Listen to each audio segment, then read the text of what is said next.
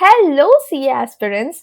आज हम पढ़ने वाले हैं चैप्टर नंबर 1 का the most important topic which is process of making a law which can come for 5 marks in your exam. यार जब भी बिजनेस लॉस की बात होती है ना तो सीए फाउंडेशन वाले बच्चे जो है ना वो बहुत ही ज्यादा फ्रस्ट्रेटेड रिप्लाई देते हैं कि मैम ये सब्जेक्ट बिल्कुल भी स्कोरिंग नहीं है, बहुत ज्यादा बोरिंग है एंड हमें पता ही नहीं चलता है कि इतने बड़े सब्जेक्ट को कैसे हैंडल करना है, क्योंकि हम पढ़ते हैं फिर से भूल जाते हैं, एग्जाम में कुछ लिख नहीं पाते हैं एंड अगर लिख के भी आ जाते हैं तो भी आईसीआई मार्क्स नहीं देता है क्योंकि लैंग्वेज बैरियर है। ठीक है, लेकिन मैं आपको बता दूं कि आपके सभी के सभी प्रॉब्लम्स जो कि बिजनेस लॉस के रिलेटेड है मेरे लेक्चर्स में इश्यूज आपके सॉल्व हो जाएंगे, क्योंकि मैं आपको दूंगी conceptual clarity with exam oriented and exam focus strategies कि कैसे आप इस सब्जेक्ट को अपना दी स्ट्रॉन्गेस्ट सब्जेक्ट बना सकते हो and one of the scoring subject with very very easy methods. तो करना आपको कुछ नहीं है, जल्दी से चैनल को सब्सक्राइब कर दो क्योंकि मैं आपके लिए लेकर आने वाली हूँ सीए फाउंडेशन बिजनेस लॉस की पूरी लेक्चर सीरीज, जहां पे आप सभी टॉपिक्स को बहुत ही ज्यादा कंसेप्चुअल क्लैरिटी के साथ पढ़ोगे। साथ साथ आपको सेक्शन नंबर भी याद हो जाएंगे, साथ साथ आपको एग्जाम में कैसे प्रेजेंट करना है, कैसे लिखना है, क्या लैंग्वेज होनी चाहिए, इसके बारे में भी क्लैरिटी मिल जाएगी। ओके, अब चलिए आ जाते हैं अपना आज का question which is a important question and which can come for directly 5 mark in your exam. See chapter number 1 है, बहुत ज्यादा वेटेज वाला चैप्टर नहीं है, 5 मार्क्स के क्वेश्चन आते हैं इस चैप्टर में से एंड मोस्ट प्रोबेबली आते हैं कि डायरेक्ट क्वेश्चन फ्रेम होते हैं, कोई स्टडी फ्रेम नहीं होते हैं। तो हमें यहाँ पे प्रेजेंटेशन के ऊपर बहुत ध्यान देना पड़ता है, सारे points up to the mark होने चाहिए, सारे सब कुछ पॉइंट्स में जो आप जो अंदर कंटेंट लिखोगे वो अप टू द मार्क होना चाहिए। But up to the mark तभी आएगा ना जब आपका कॉन्सेप्ट क्लियर होगा।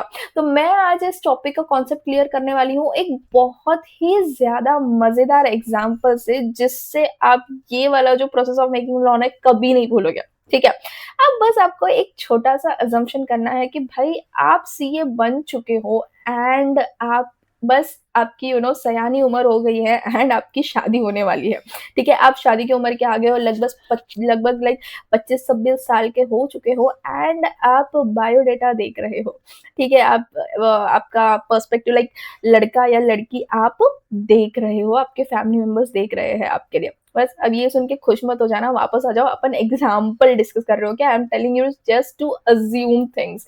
ओके, नाउ स्टेप 1 क्या होता है process of making a law में कि सबसे पहले तो भाई बिल प्रपोज होना चाहिए पार्लियामेंट में। ठीक है, जो भी प्रपोज जो लॉ है वो कहाँ पे इंट्रोड्यूस होना चाहिए, पार्लियामेंट में। तो यहाँ पे जो बिल है उसको हम हमारे एग्जाम्पल में रिप्लेस कर देते हैं एंड यहाँ पे हम बिल को बना देते हैं बायोडेटा। ओके, तो जो भी मैट्रिमोनी वेबसाइट्स होती है ना वहां पे आपके जो भी लड़का या लड़की आपको देखना है वहां पे क्या होंगे, सभी के सभी बायोडेटा रहेंगे। ठीक है, अब चलिए, आपने मैट्रिमोनी वेबसाइट्स पे बायोडेटा देखा, आप बहुत ही लकी हो कि आपको लड़का या लड़की पसंद आ गए। लेकिन नेक्स्ट स्टेप क्या है, नेक्स्ट स्टेप जाएगा बिल लोकसभा एंड राज्यसभा में अप्रूवल के लिए। एंड हमारे एग्जाम्पल में लोकसभा एंड राज्यसभा है family member guys.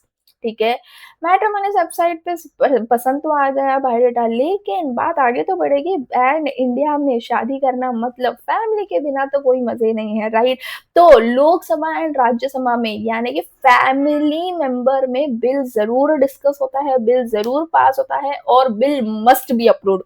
Without the consent of the family members you can not move ahead, right. In the same way without the consent of the Rajya Sabha and Lok Sabha, you cannot pass the bill.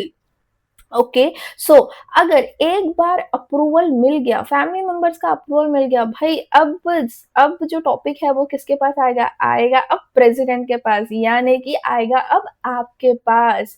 क्योंकि website पे check कर लिया biodata, family वालों को पसंद आ गया, अब India में क्या बोलते हैं फैमिली वाले के बाद देखते हैं कि हाँ, लड़का है लड़के को भी तो पसंद आना चाहिए ना, राइट?